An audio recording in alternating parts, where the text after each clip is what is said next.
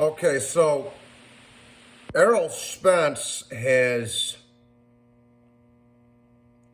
d- dominated and battered and brutalized Yordenis Ugas. Now, this was the type of... Now, I've always been a guy that's been keeping Errol Spence off the pound-for-pound list.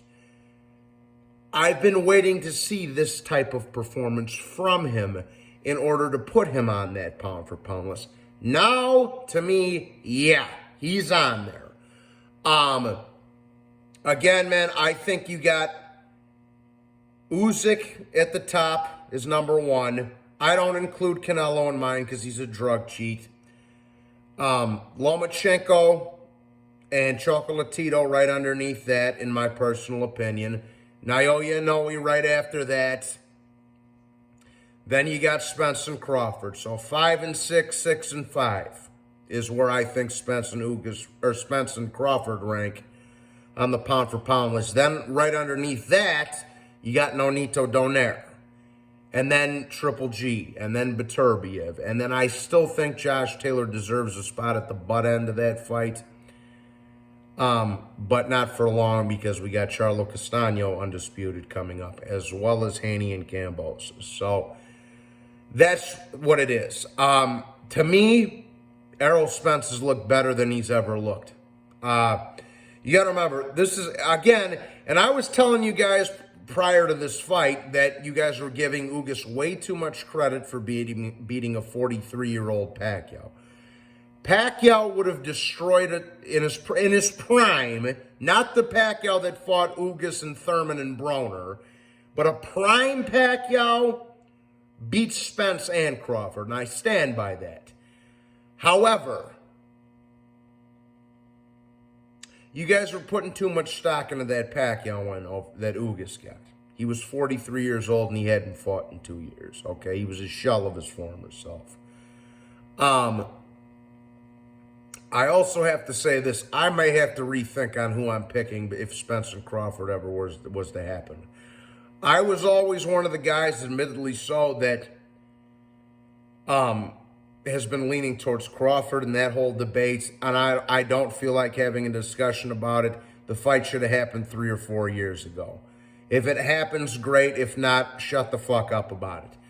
But after seeing what I saw last night, I don't know if Crawford beats him. I really have to think about that one. And like I say, I've always been a guy who leaned more towards Crawford on that side of things, between him and Spence. But to me, this was hands down the best performance of Errol Spence's career. Okay? Mikey was a fat lightweight. Kell Brook, he did go to his backyard to fight Kell Brook, but again, Kell Brook was weight drained. He had just gotten his face broken by Golovkin, so that really wasn't the same Kell Brook, in my opinion.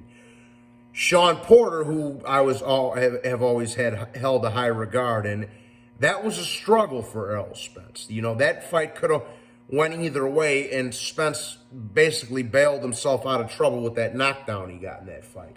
And even against Danny, you know, he looked okay, and that was right after the car crash, but it wasn't the type of dominant, brutal battering that we just saw with Yordenis Ugas. So now he's a 3-belt unified champion. In my opinion, he just put on the best performance of his career. So yeah, he definitely deserves a spot right around 5 or 6, in my opinion, on the pound-for-pound list. And again, I'm going to have to second guess who I think wins between him and Crawford. Yeah. But I'm going to say this, man. If Spence goes ahead, this is all speculation. But if Spence were to beat, let's just for argument's sake, say he were to beat Thurman and then beat Crawford. He's a top 10 welterweight of all time. And that's saying something, considering you've had guys like Sugar Ray Robinson, Ray Leonard, Tommy Hearns, Trinidad, De La Hoya, etc., Pacquiao, Floyd, I think he's might be not a high top 10 pound or all-time welterweight, but a lower end. If he makes the next couple of moves smart, he could very well get himself into that conversation, and I don't mind voicing my opinion on that. He looked fucking spectacular tonight, man. You can't take nothing away from him. Again, in my opinion, that was the best I've ever seen Errol Spence look, by far. Like I say, the Porter fight was a struggle. The Kell Brook fight was a struggle. And Kell Brook was weight drained with a broken eye socket, and I didn't think he looked that good against Danny either. That was the type of performance I needed to see from Errol Spence to really officially place him up there on a pound for pound type of material. And he delivered that. He delivered that. Absolutely delivered that.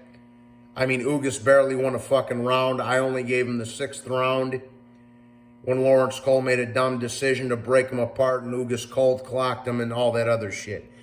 So, great performance by Errol Spence. He's now a 3-belt unified welterweight champion. Best performance of his career, in my personal opinion. And I can't do nothing but tip my hat to the guy. Especially considering the fact that he's been through a car crash. We didn't know if he was going to box again. I thought the eye injury was bullshit, but regardless, the guy's come over some obstacles in his career as well, which makes me respect him even more. And again, this is coming from the guy that never gave Errol Spence much props either. You guys got to remember this. So when that's coming from me, that's telling you something right there, guys. Because I've always been the one to shit on Spence. Not so much on this channel, but on my old channel.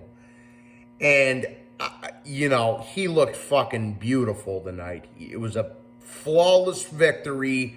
Battered him, stopped him, did what he had, like, just perfecto.